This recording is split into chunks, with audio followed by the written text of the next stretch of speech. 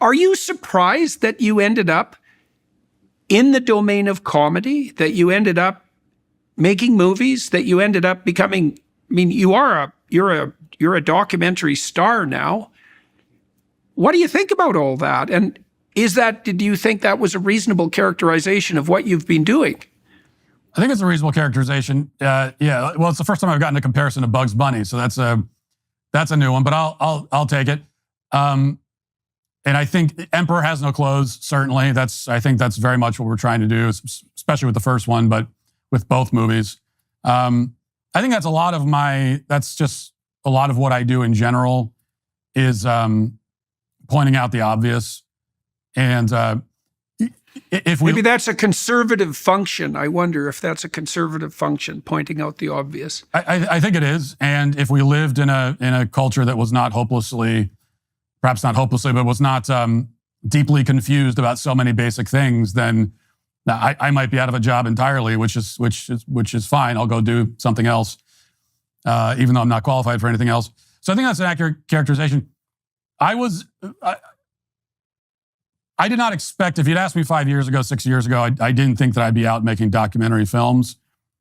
Being involved in doing something comedic, doing comedy, doesn't surprise me. I think that probably surprised other people who'd been watching me more than it surprised me. Because I know I have a sense of humor, and that's how I like to approach things.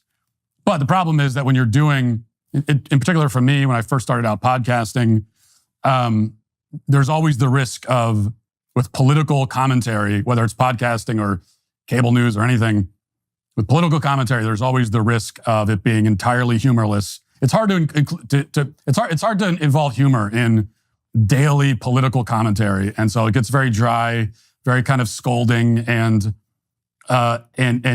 boring, frankly, after a while. And so I think especially early in my kind of commentary podcasting career, I think I was falling into that. It just wasn't funny. It wasn't fun.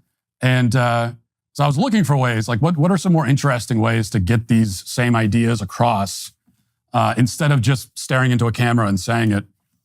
And that's where you don't want to underestimate the utility of wit and play. You know, when I was lecturing at Harvard, I lectured about very serious topics. You know, I mean, the most serious topics that I had encountered.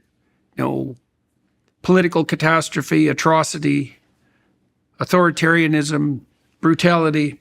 You know, and I had this little voice in the back of my head all the time that told me that if I was a real master of that, I would be able to do it with a light touch.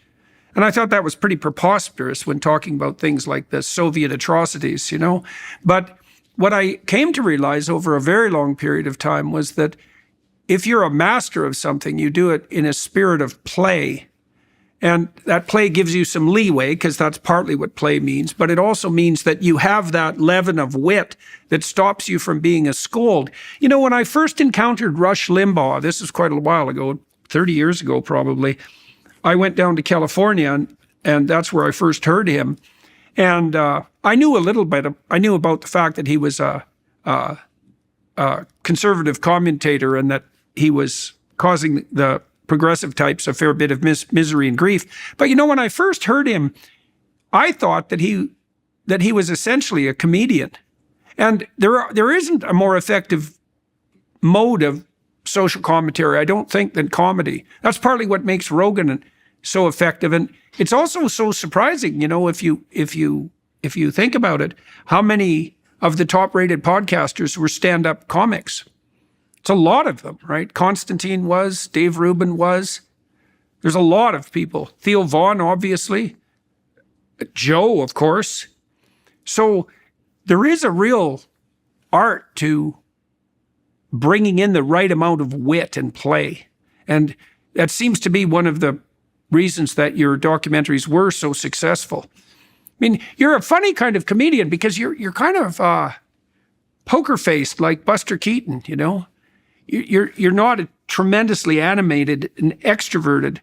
And Buster Keaton was absolutely remarkable at that. I mean, he kept a straight face no matter what he was doing. And that's also a funny part of the character that you play, because your facial expression is generally pretty flat.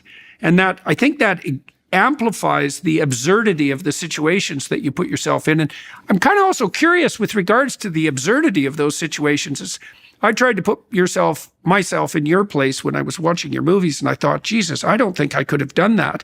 I don't think I could have stood the social pressure and the, what would you say, the contempt, that was directed towards you by these ideologically addled neo-Marxist, postmodern, progressive types. But you seem to be able to withstand that with no problem. And I'm not sure exactly why. How do you manage that? I think I have the advantage in those encounters because it is awkward and it's often unpleasant, as you would expect. I think as any human being who's not a total psychopath would be uncomfortable in a lot of those kinds of situations.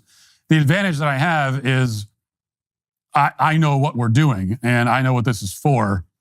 And so I just have that in my mind the whole time. Like, we got to get the footage. Here's what we need out of this scene. And that's how even though it's a documentary, we're approaching all these things as this is not a segment of a documentary. This is a scene in a film. And so I know generally what we got to get out of it. I don't know exactly what they're going to do. So I don't know. We don't know precisely what the scene is going to be, but we know where we want to put this in the film and what we want to get out of it. And so knowing that allows me to endure these really intensely uncomfortable situations because in my mind, I'm only thinking, this is going to be great for the movie. Oh, that was a trailer moment. You know, in the moment while we're doing it, I'm thinking like that'll go in the trailer maybe. And I don't know, it just helps me kind of psychologically get through it. The point is, if there was no camera there and it was not a performance, and I'm sitting in a room, for example, with 10 people, I'm not going to stand up and call attention to myself and make the situation awkward intentionally. I would not do that.